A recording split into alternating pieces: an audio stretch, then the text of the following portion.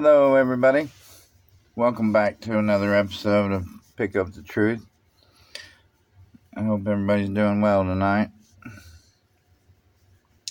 Now, this evening I wanted to dig deeper into why these perverted Masons decided to implement these schools on the general population, what their agenda against us was, and the reasons behind it. Now, I found a good video here. I wanted to take a look at and see what they had to say about the subject. So let's get into it. Resist much, obey little. Once unquestioning obedience, once fully enslaved. Once fully enslaved, no nation, state, city of this earth ever afterward resumes its liberty. These were the words of caution which the great poet Walter Whitman offered to his fellow Americans. For Whitman recognized that crucial to a free and flourishing society are men and women who are willing to question and even resist authority when necessary. But today, very few of us live by the ideal espoused by Whitman. Rather, blind obedience is the norm. We have become populations of sheep, easily to be herded into the chains of tyranny. But what has led those of us in the West to largely shun the advice of Whitman? In this video, we will examine two institutions that have played an integral role in the breeding of a passive citizenry: the compulsory state-run education system, which in North America is called the public school system, and the mainstream media. Public schooling is viewed as one of the shining lights of the modern Western world. Who could question the value of an institution that provides free and compulsory education for all? But as with many institutions of our day, the textbook picture of how the institution should work greatly diverges from the reality of how it does work.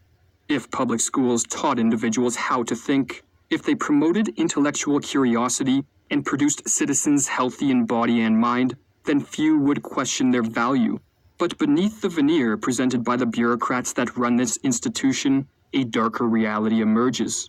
Or as John Taylor Gatto, a former teacher turned one of public schooling's greatest critics, writes, "Schools are intended to produce formulaic human beings whose behavior can be predicted and controlled.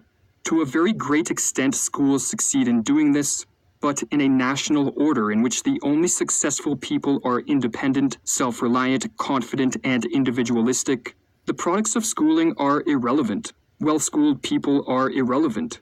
They can sell film and razor blades, push paper and talk on telephones, or sit mindlessly before a flickering computer terminal. But as human beings, they are useless to others and useless to themselves." Noam Chomsky echoed this sentiment, writing in his book Understanding Power, "Given the external power structure of the society in which they function, the institutional role of the schools, for the most part, is just to train people for obedience and conformity, and to make them controllable and indoctrinated." To some this may sound like heresy, but a study of history reveals that this was the intention from the very start. The state-run school systems in the West were modeled off the factory style of education first introduced in Prussia in the early 1700s. "What shocks," writes Gatto, "is that we should so eagerly have adopted one of the very worst aspects of Prussian culture, an educational system deliberately designed to produce..." Now, what they're saying in this video is that the Masons created the school system to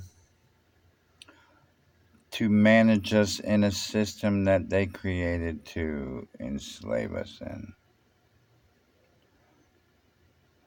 And we have to look at the ways that they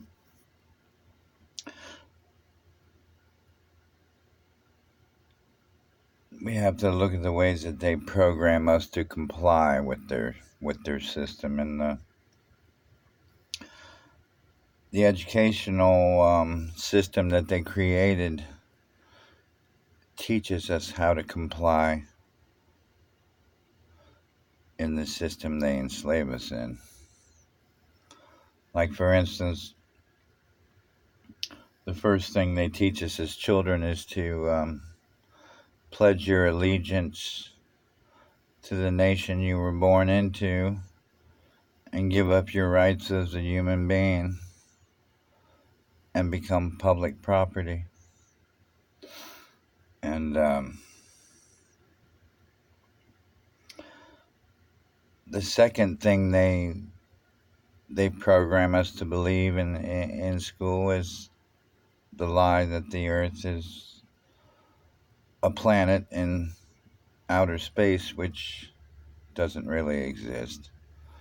But it's a form of brainwashing to control us into something other than the truth of what we live in. And we have to look at the numbers that they teach us so that they can teach us how to tell time, the very time they created to trap us in as soon as we graduate grade 12, which is 1 and 2 for your 3, as we graduate into their Masonic system that they created to enslave us in. And once we graduate from their school of brainwashing and indoctrination, we can take whatever position that they created for us, and we can be controlled in the time that they created for us. Pretty horrible system that they created for us to live in, if you ask me. But we have to start taking a serious look at some of the things that they have for us, and take a deeper look into the school systems, because there's something more sinister to it. Everything, all the knowledge that they teach us is against the truth that we live in. I mean, we have to take an honest look at who these Masons are. The majority of them go against the very genders they were born as. They go against the very thing they were created to be, and they pervert their lifestyles. That's why they refuse to live in a world of truth, because if they chose the general population to live in a world of truth, and for us to actually know the truth about what we live on and who we are as a people and how we can live as a free population, then they wouldn't be able to exist, because the general population wants to live as creation,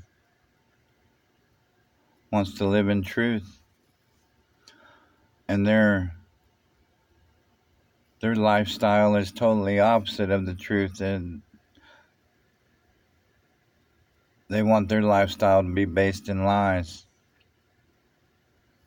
The ones who control us can never allow us to have power over them, because their lifestyle wouldn't be permitted to exist in a world based in truth. So they need to control us in their system. They need for their bloodlines to play on the world stage. All the Masonic ones that you see in Hollywood, they're surely the bloodlines that control us. They play their part in the deception against us, to give us faith and in the world that we live in, to give us faith in the world they designed to lie to us on a daily basis. Even the Masons you see in politics, they're of that same bloodline, meant to deceive the general population into thinking that they're living in a world that each individual creates for themselves, instead of realizing the truth that we're enslaved, and we're taught to be enslaved in a system that they created for us. Unfortunately, not very many people know about these sinister acts that they perpetrate against humanity. And when we do reveal these acts as the horrible truths that they are, people look at us like we're crazy. People look at truth tellers as someone who's lost their mind. But we're whistleblowers. We're trying to wake up our brothers and sisters to the people doing harm to them. Now, let's get back to the video and look at what the media does to the general population.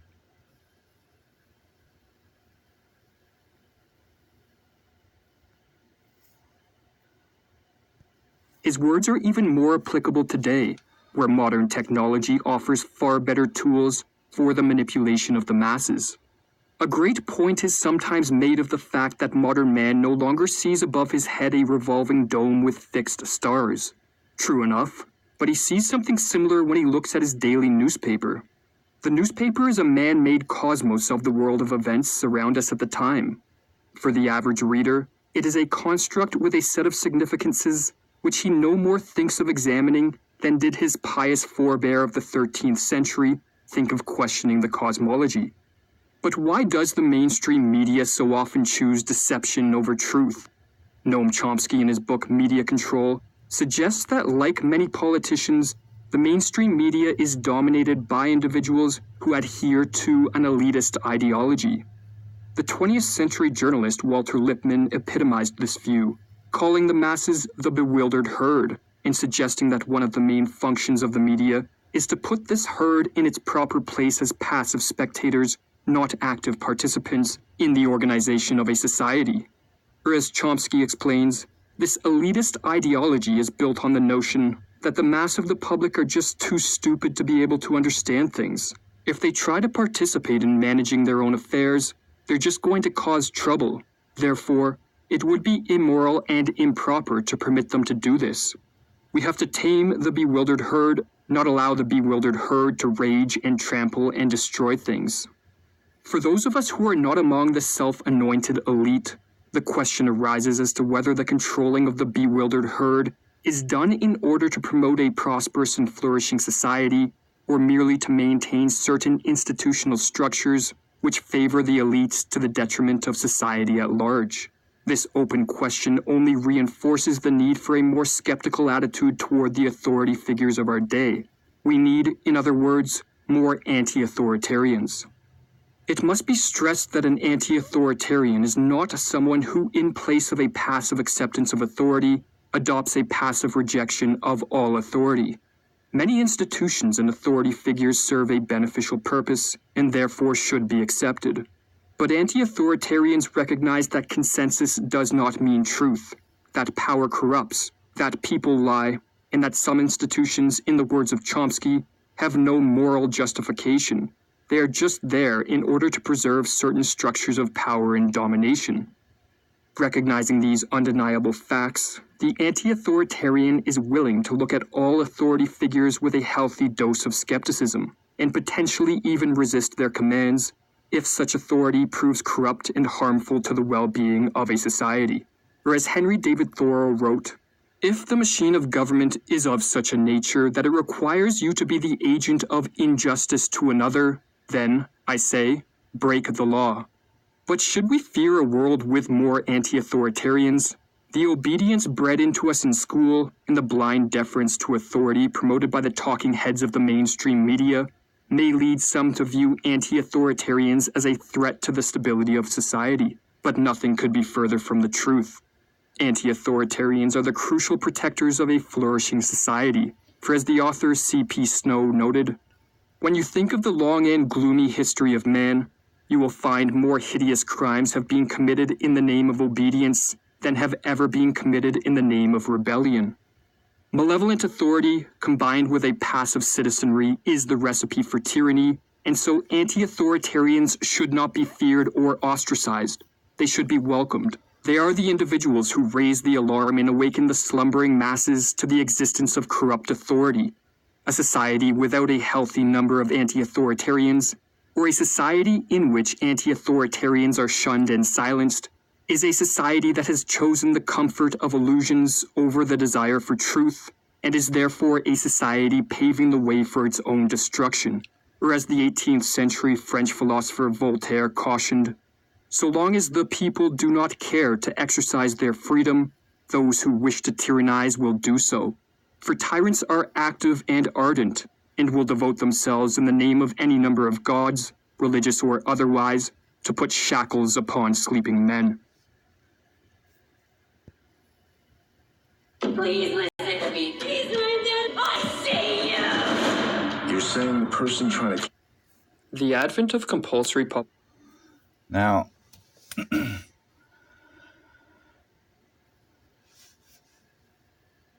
we need to start becoming whistleblowers against the system, and more than whistleblowers, we have to start hitting the system hard. These sick, perverted people that have been controlling humanity for such a long time, they're successful at doing whatever they want to the general population because we refuse to believe that what is happening to us is true. But there's ways we can fight back against the system and the perverted ones that enslave us in their horrible world they created for us. We need to resist their evil ways. If you're planning on having children in this system, do everything you can to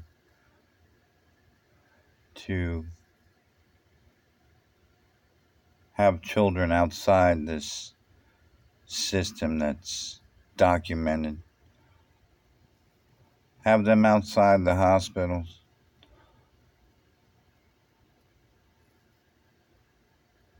Where the governments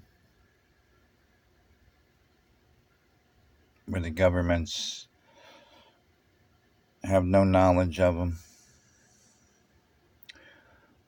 Keep them away from the vaccines and the chemicals they want to pump your children up with.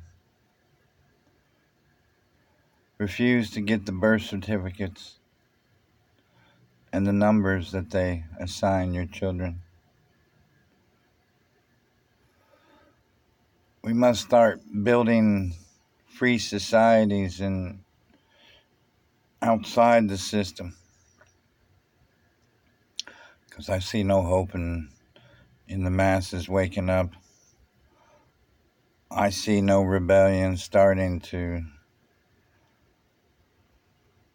help the people that are being enslaved today, which is all of us.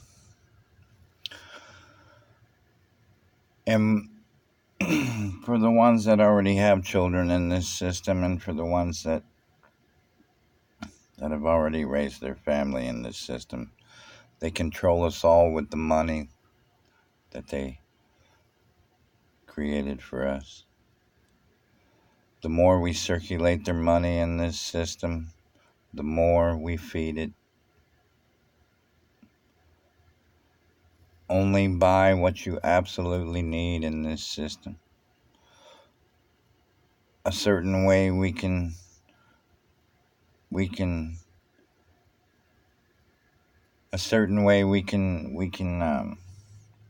surely help to hurt this system is to cut down the ways they control us.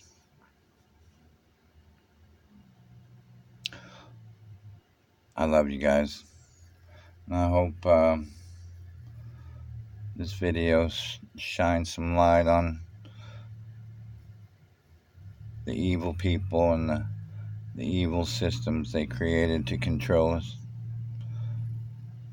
Good night.